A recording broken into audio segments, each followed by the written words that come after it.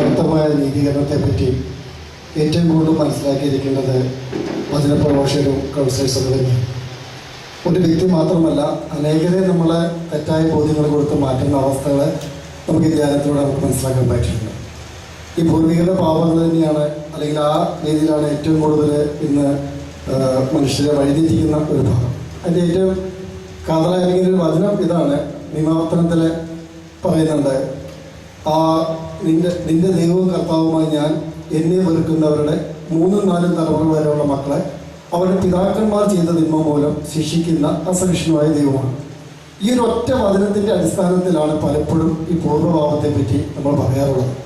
എന്നാൽ അതിൻ്റെ തൊട്ടടുത്ത 10ാമത്തെ വചനം തന്നെ ഇങ്ങനെ പറയുന്നുണ്ട്, എന്നാൽ എന്നെ സ്നേഹിക്കുകയും എൻ്റെ കൽപ്പനകൾ പാലിക്കുകയും ചെയ്യുന്നവരുടെ 1000 തലമുറകൾ വരെ ഞാൻ കാരുണ്യം കാണിക്കും.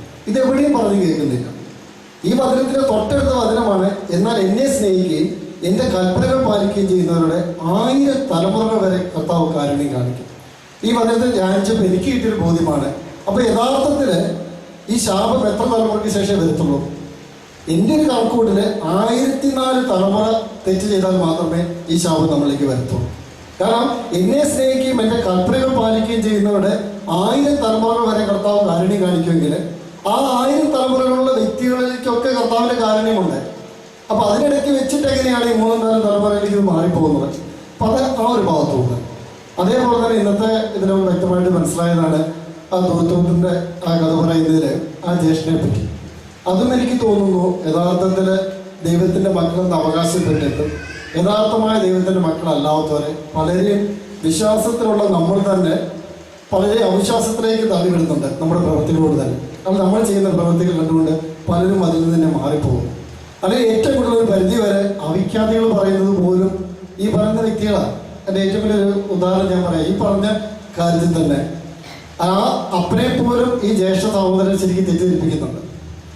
ആ അപ്പനെയല്ല, ഇവിടെ ഇരിക്കുന്ന നമ്മളെപ്പോലും സത്യത്തിൽ അവൻ തെറ്റിദ്ധരിപ്പിച്ചിട്ടുണ്ട്. കാരണം ഈ ദൂർത്തനെ പറ്റി പറയുമ്പോൾ അവൻ പറയുന്നത് എന്താ? വേശ്യകളോടെ പോയി പണം മുഴുവൻ ചെലവാക്കി ദൂർത്തടിച്ചു വന്നു എന്ന് പറയും. നമ്മളിൽ കുറെ പേര് അത് വിശ്വസിക്കുന്നില്ല. പക്ഷെ സത്യത്തിൽ അങ്ങനെ സംഭവമില്ലല്ലോ. ഈ ജ്യേഷ്ഠനല്ലാതെ ആരാണ് പറഞ്ഞിട്ടുള്ളത് ഇവൻ വേശ്യകളോടെ നടന്നിട്ടുണ്ടെന്ന്?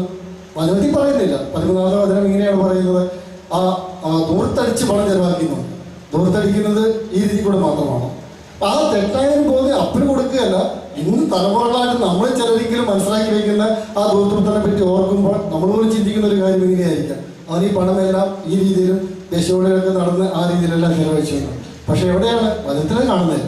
അപ്പം എപ്പോഴും തെറ്റിദ്ധാരണ കൊടുക്കാൻ കൂടുതൽ സാധ്യതയുള്ളതും അത് പലരിലേക്കും കൂടുതൽ എടുക്കാനായിട്ട് സാധിക്കുന്നതും ഈ ശുശ്രൂഷയുടെ വ്യക്തിയാണ്. അപ്പം നമ്മൾ തിരിച്ചറിഞ്ഞ് എങ്ങനെ തിരുത്തണം എന്നുള്ളതിനെ പറ്റി ഒന്നുകൂടെ നമ്മൾ ധ്യാനിക്കേണ്ടി വരും. കാരണം ഈ പറഞ്ഞിരുന്ന കാര്യങ്ങൾക്ക് വിപരീതമായിട്ട് ഇന്ന് നമ്മുടെ അടുത്ത് കൗൺസിലിംഗ് വരുന്ന ഒരു വ്യക്തിയോട് ഇതൊന്നും യാതൊരു പ്രശ്നവുമല്ല, നിന്റെ ഭൗതികമായ ആവശ്യങ്ങളൊന്നുമല്ല വേണ്ടത്, ദൈവത്തിൻ്റെ നീതി അല്ലെങ്കിൽ ആ അവസ്ഥയെപ്പറ്റി പ്രതിഫലിപ്പിച്ചു എന്ന് പറയുമ്പോൾ ഒരുപക്ഷെ നമ്മുടെ അടുത്തേക്ക് ആരും വരാതാവുന്ന ഒരവസ്ഥയായിരിക്കാം. അത് സ്വാഭാവികമായിട്ടും അതിനെ അംഗീകരിക്കാൻ പറ്റുന്ന ഒരു കാര്യമായിരിക്കില്ല സ്വാഭാവികമായിട്ടും. പക്ഷെ സ്വാഭാവികമായിട്ടുണ്ടാവുന്ന കാര്യം നോക്കാതെ കുറേ പേരെങ്കിലും ഈ രീതിയിൽ തന്നെ യഥാർത്ഥമായ ബോധ്യം ദൈവത്തിന് മുമ്പിൽ കൊടുക്കാൻ നമ്മൾ ഓരോരുത്തരും ശുശ്രൂഷ ചെയ്യുന്ന നമ്മളെല്ലാവരും ബാധ്യസ്ഥരാന്ന് തോന്നുന്നു. കാരണം മനുഷ്യമായ ചിന്ത മാറ്റിവെച്ച് ദൈവം പറയാത്തത് പലപ്പോഴും പറയുന്ന അവസ്ഥകളും അല്ലെ മറ്റുള്ളവരെ സന്തോഷിപ്പിക്കാനുള്ള അവസ്ഥകളൊക്കെ മാറ്റി യഥാർത്ഥമായ ദൈവത്തിൻ്റെ നീതി അറിഞ്ഞ് ആ ഈശോയോട് ചേർന്ന് നിന്ന് ആ പരിശുദ്ധാത്മാവിൻ്റെ കൃപയിൽ ദൈവം പറയുന്നത് മാത്രമേ സംസാരിക്കുകയുള്ളൂ എന്നുള്ള തീരുമാനമെങ്കിലും നമുക്ക് എടുക്കാൻ കഴിയട്ടെ. Praise the Lord.